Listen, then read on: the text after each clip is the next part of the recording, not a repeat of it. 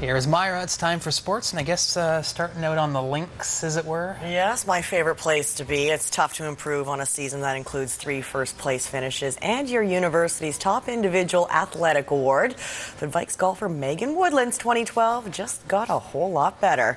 Woodland fired an even par 73 in the 4th and final round of the NAIA National Championships in Tennessee to claim the overall individual national championship by 1 stroke. The third-year player out of Claremont High School led after 3 rounds and held off the rest of the field to claim her first national title.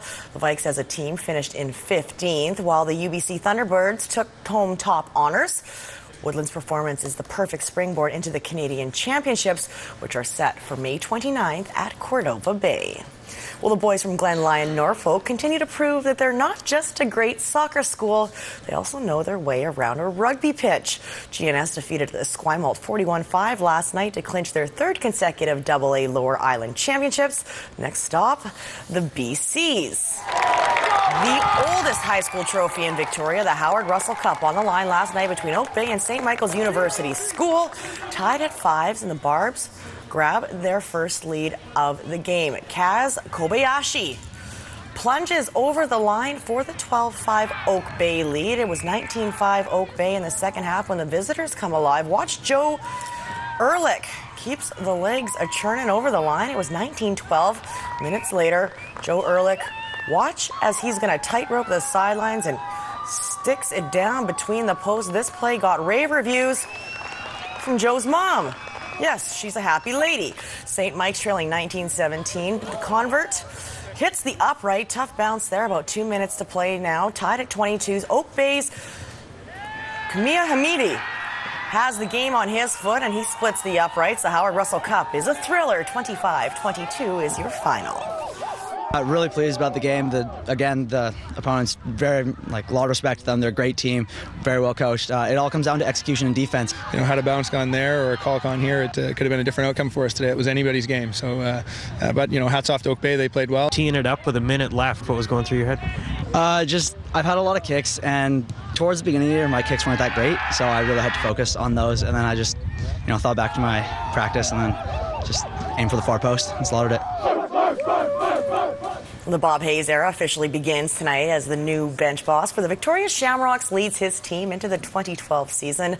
The Rocks host the Burnaby Lakers at Bear Mountain Arena in Colwood at 7 p.m. Jordan Cunningham is going to be there, and he will have all the highlights tonight at 11. The 18th installment of the BC's Best Baseball Tournament is now in full swing. The Parksville Royals put this popular tourney on, and they're getting some help from their neighbors, the Nanaimo Pirates, who are hosting some of the games at beautiful Sir Roxman Stadium. Pirates are considered one of the teams to beat, sitting second in the BC Premier League standings. They got that all-important first victory, an 8-5 win over the Wally Chiefs. The tournament over the years has been the showcase before the Major League draft every June.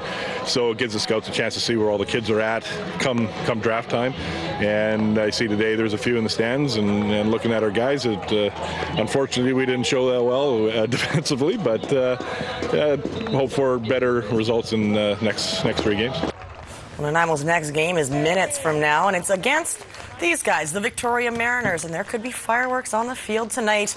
The last time the Mariners and Pirates took to the field, players were kicked off of it and out of the game. But the heated battles come with the territory, literally.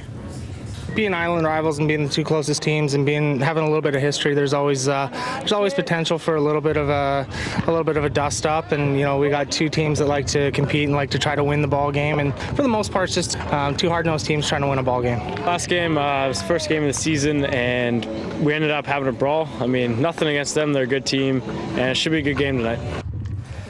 If Ryder Hesjedal is going to win a stage at the Giro d'Italia, it could very well happen this weekend.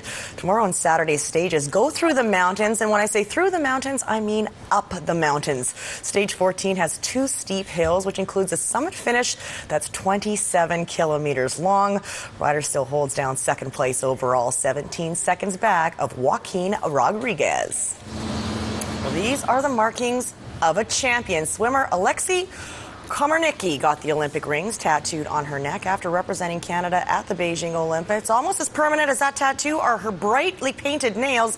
You will never see Alexa at a swim meet without her perfectly manicured fingers and toes. It's all part of her pre-meet preparations, and she has a few to look forward to. Team Canada is off to Santa Clara for a Grand Prix event and then Hawaii for some training. Sounds delightful, but Alex won't let beautiful beaches distract her from her goal of reaching the podium in London. I swam the 400 individual medley at Olympic trials, but that was my main goal to qualify, but I didn't qualify for it. So I had to mentally prepare for the last couple of days of the swim meet, and 800 free was my last chance to make it in, and I really wanted to be on this team, and so I got through in the 800 free. Wasn't my plan at Olympic trials, but it's what I came out with, and I'm excited to see what I can do with this summer in it. Alexa is originally from Ontario, but after Beijing, she moved to Victoria to train with national swim coach Randy Bennett and, of course, Ryan Cochran at Commonwealth Pool. Alexa not only gets world-class training, she also gets a family. Although, swimming is an individual sport, the Olympics makes it so much of a team. You live with this team for 2 months, and I think it's going to be great. We become a little family, and I love that feeling. I love representing my country, and I'm excited for this summer because I think we're all going to do great. Intensely local sportscast today. It was. I'm getting excited about the Olympics too. I'm getting excited about playing golf. I'm getting excited about summer in general. You bet. Patio weather. It won't look like that this weekend though. No. Thanks, Myra. You're welcome.